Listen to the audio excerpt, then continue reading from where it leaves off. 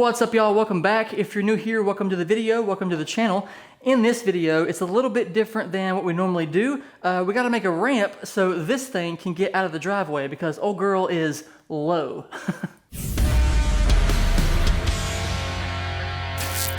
So I don't know why, but North Carolina has some of the steepest driveway entries I think I've seen. My neighbors with stock height sedans almost dragged their bumpers off getting into their driveways. I don't know if this will translate on camera, but check it out. We already have these stupid driveway ramps that I spent hundreds on, but I just don't trust they'll do the trick. My wife's stock height BMW X1 almost drags even with these, so yeah. I mean, look at this. This is my stock height Tacoma. Granted, this is a mini truck, but still, this is pretty insane for a driveway entry.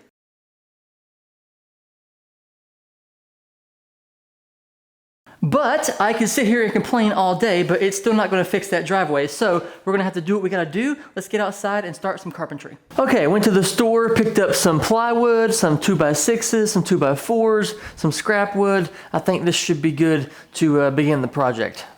So I kind of laid them down. I got like one here, and then we got one here, and then one on the end. And then I can put some bracing in the middle of all that, and hopefully it'll be super strong. It's gonna take some measuring. It's steeper on one end than the other, so we're gonna have to figure out how that works, but we just gotta make some wood and stuff this stuff and fill it in. Okay, so I've been measuring here, and it kind of goes out like 9.5 inches from here to like where the wood would go.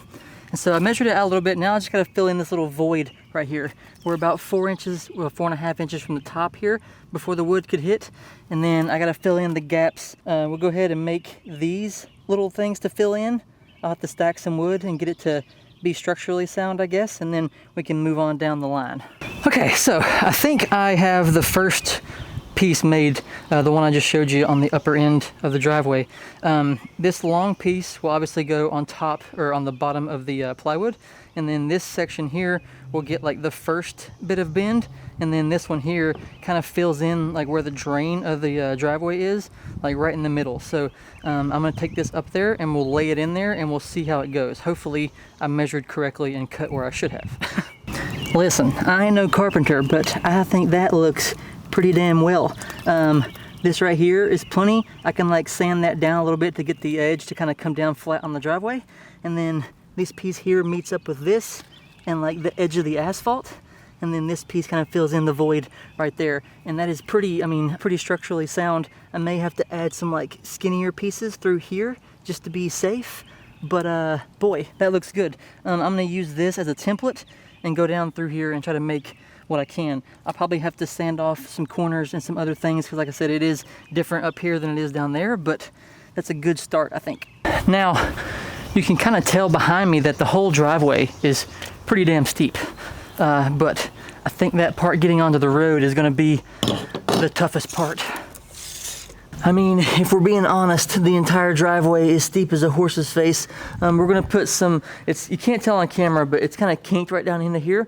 So we're gonna put these 2x6s in the grates when we're pulling the car out to give us a little bit of leeway right here. We may still drag the bumper right in this area, but it is what it is up here. Can't do much about it, but we're gonna try to do all we can with these and then the ramp up top. So we'll see. And we mark. Now, we'll cut this little guy with our little battery powered saw as soon as the battery charges a little bit more. Putting in screws and cutting this other piece kind of sucked it down pretty good, but that's all I got. I'm not sure what I'm gonna do about the middle of the ramp because I can't really get under there and measure it, but I think I have an idea. I think whatever the measurements are here, I'm gonna duplicate this one and put it on this end, and then whatever they are here, I will duplicate it and put it on this end. That way they're kind of in the range of the area that they're in, and then I can always grind down and adjust from there. So I don't have any glasses, but you know what? Don't do as I do.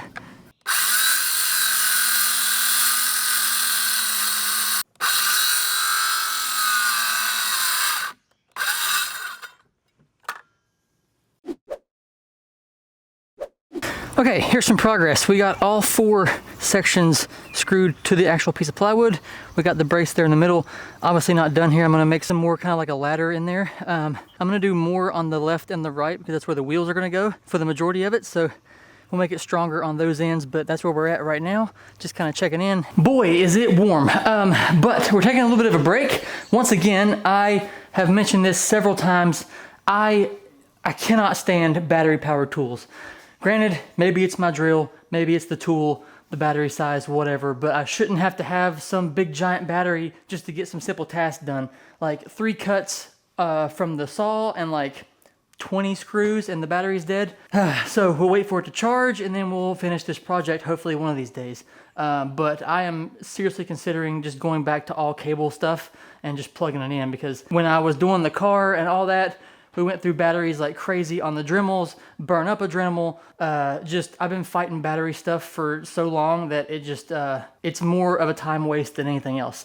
I'm sure there are some like really nice battery powered tools, but 1, I don't have them, and 2, I'm not spending $1,000 for a battery powered drill. I'm just not gonna do it. All right, to save you guys the hassle of watching all the cutting and all that stuff, here is all of the supporting done on the bottom. Now I know this one here is not connected or anything like that, but this one is actually sitting on the ground. So this is where the ramp touches the asphalt, and then this piece here kind of sits on the ground under it. And so I just put it there to be like a bracing support, so it has some like support on the ground if it ever runs over it. It's in the middle, so I'm not worried about it. It's more along the edges that the tires will be hitting anyways.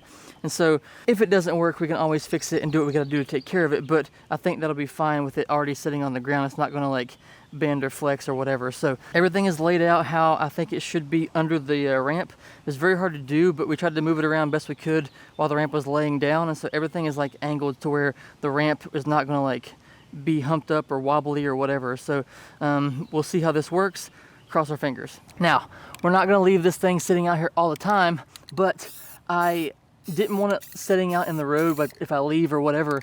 I didn't want it sitting out there and looking like just a piece of plywood laying in the ground. So I came up with this idea and I went out and bought some paint, and I'm gonna try to blend it like the asphalt and then the concrete and we'll see how it looks. Is it excessive? Yeah, probably, but I figured it can't hurt, right?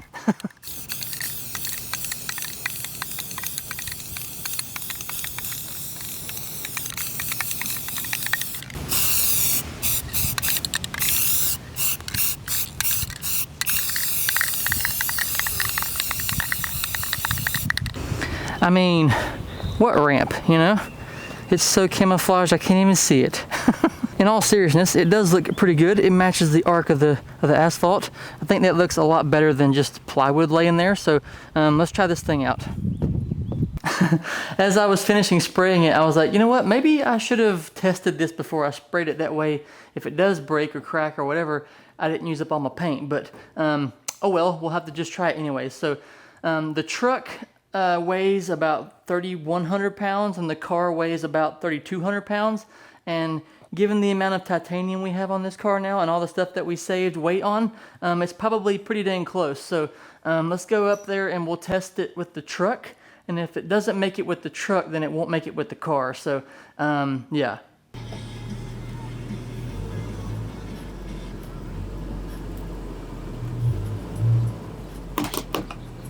Whoops.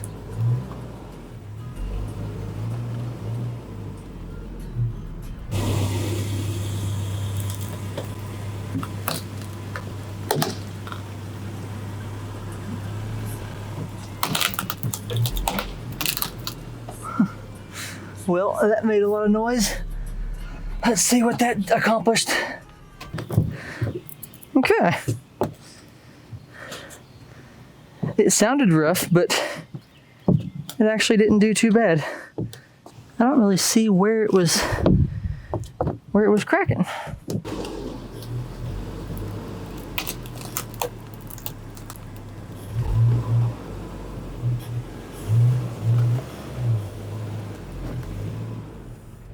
Made a lot less noise that time.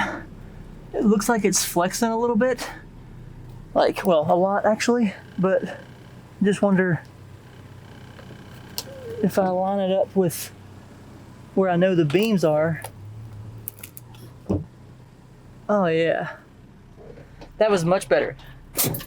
Okay, that was a successful test, and so now we'll go up there, we'll turn it over and see what it done to the underside of the wood, and maybe I can put another support at the top of that, the left or right corner, whichever one. But as of right now, that was a good test. There's no major issues. There's one part right here where it kind of like split through here, but I might put another brace from here to here. These are all like wedged in between the two 2x6s and then screwed in from the other side. So we can put one more right here to add some space there.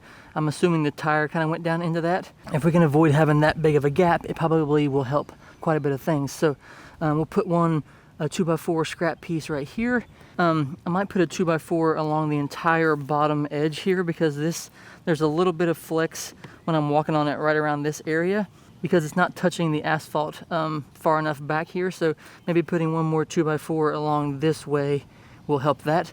Okay, like an hour and a half later, and we got 2 more support beams under there, and I think it should work. I was having a bit of a time because I just can't see under it, and then I remembered, I was like, oh, I just got this endoscope thing, so I have a camera on this end and it shows up on this screen, and so I ran the camera under the ramp and I could see what was going on. So I was able to like move my boards around and whatever and adjust, and so that made it a little bit easier, a lot easier actually. But man, it's hot outside today, and being out there in the sun is just cooking me. So yeah, got the beams on there. Let's try it one more time and see if we have any crackage or whatever, and then we can go from there. I will say this is a whole hell of a lot of work just to get the car out of the driveway. No more crackies.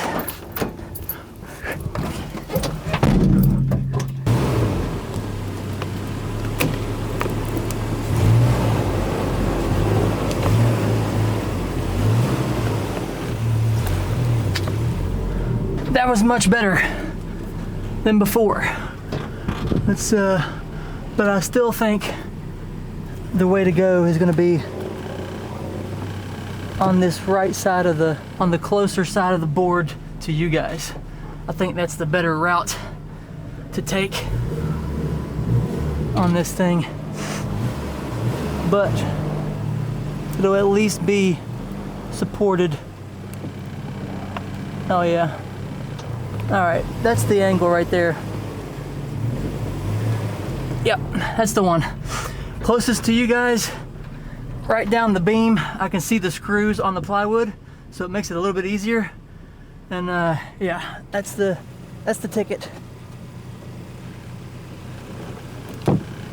It's much more supported. Okay. Okay, so we got the ramp taken care of. I think that will work pretty well. If it doesn't work and it starts to crack or whatever, then we may just try to get some like big pieces of metal and lay down. I've seen guys do that before. It'll be a lot heavier to move and all that kind of stuff, but it'll be a lot less headache probably because it won't like crack and all that kind of stuff. And so we'll see how that works over the long term, but I know this video is pretty random, but thanks for watching. If you guys got this far, I really appreciate it very much. We just try to document everything around here, and that was one of the bigger steps to get the car out of the garage, because it doesn't matter if the car is done or not if I can't get it out of the driveway. So drop a comment down below. Let me know what you guys think. If you guys have ever had to build a ramp like this to get your car out of the driveway. I know it isn't the most high-tech ramp, but it should get the job done. So yeah, thanks for watching. I'll see you next time. Bye.